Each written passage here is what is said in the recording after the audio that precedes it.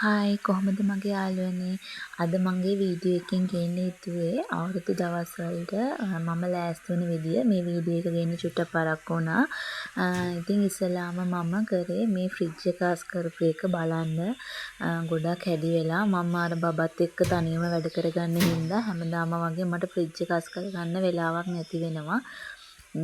අවුරුද්දට බඩු ගෙනාවෙත් නැති හින්දා දැම්ම මම හිතුවේ ඉතින් ෆ්‍රිජ් එක පොඩ්ඩක් අස් කරලා දාන්න.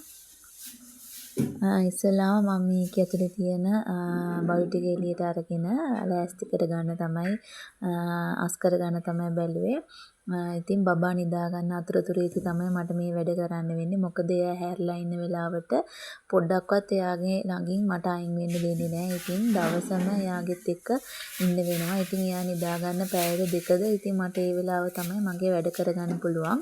ඇත්තටම සමහර අම්මලා ඉන්නවා තනියම බබත් එක්ක ගෙදර වැඩ කරගෙන අම්මලා. ඉතින් ඒගොල්ලන් දන්නවා මේකේ තියෙන අමාරුව.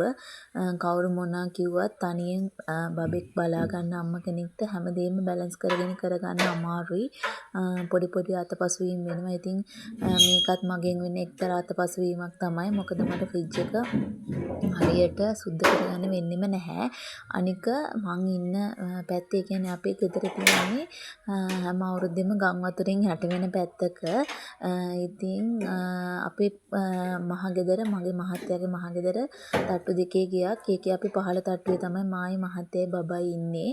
ඉතින් හැම අවුරුද්දෙම නොවැම්බර් මාස වගේ වෙනකොට ගම් වතුර එනවා.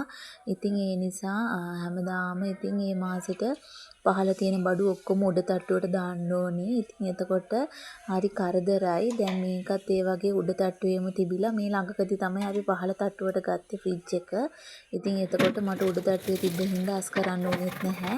ඒ හින්දා දැන් තමයි ඔය අස් කරලා මම මේ අවුරුද්දත් ඉතින් ළඟ හින්දා අස් කරලා දාන්න කියලා හිතුවේ.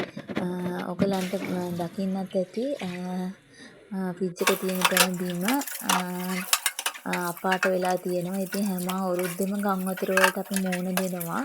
හරි කරදරයක් තමයි ඒක. ඉතින් හැමදාම බඩු උඩට දාන්න පහළට දාන්න ගෙවල් පේන්ට් කරන්න වෙනවා. ඉතින් ඔය මට පේන්ට් කරන්න බැරි වෙන හින්දා තමයි ඔය වගේ බිම තියෙන්නේ. ඉතින් මම ඔය වගේ ෆ්‍රිජ් එක අස් කරලා ඒ ටිකත් හොදලා ඊළඟට මම ආවා. මම ඔන්ලයින් දාලා තිබ්බා බඩු වගේක් කුසියට ඕනි.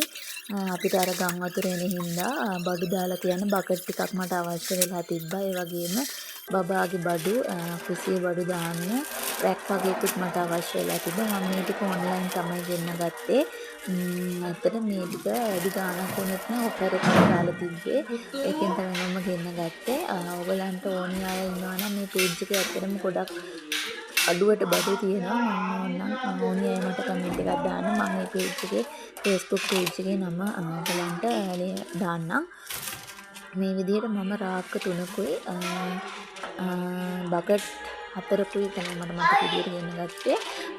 මේ ඔක්කොටම 2000 ගාණක් 1000 ගාණක් ගියේ. මතක විදියට 1000 ගාණක්.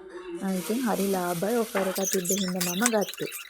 මම කියවනේ ඔයගලන්ට අපේ ගෙදර ගම් වතුර එනවා කියලා හැම අවුරුද්දම. ඉතින් එතකොට කුසියේ බඩු සීසීකඩ උඩ තට්ටුවේ දැම්මම හරියට දාන්න තැනක් නැහැ. සමහර විදුලි බඩු කැඩෙනවා. ඉතින් ඒව හරියට දාලා මට උඩින් තියන්න පුළුවන් හින්දා මම මේ බකට් ටික ගත්තේ. මේක ලීටර් 11 6 4 ලීටර් 2 මට මතක විදියට ඔය වගේ බාස්කට් 4ක් තිබ්බා. මම මේ වගේ තමයි දැන් බඩු දාලා තියෙන්නේ. මම දැන් මේ රෙකෝඩ් කරන වෙලාවෙදිත් ඒ කියන්නේ දැන් අවුරුදුත් පහු වෙලා තාමත් වැස්ස. ඉතින් මේ අපේ ගමට පොඩි වැස්සටත් සොරවැරියම ගම් වතුර එනවා. ඉතින් හරි කරදරයක්. ඒ හින්දා තමයි මම වගේ බඩු ටික ගත්තේ. දේශියට අපිට ඒ වගේ බඩු දාලා තිබ්බම ඉක්මනට උඩ තට්ටුවට ගිහින් දාන්න පුළුවන් හින්දා. ඔන්න ඔහොම තමයි ඉතින් මගේ දවසේ වැඩ ටික කරේ.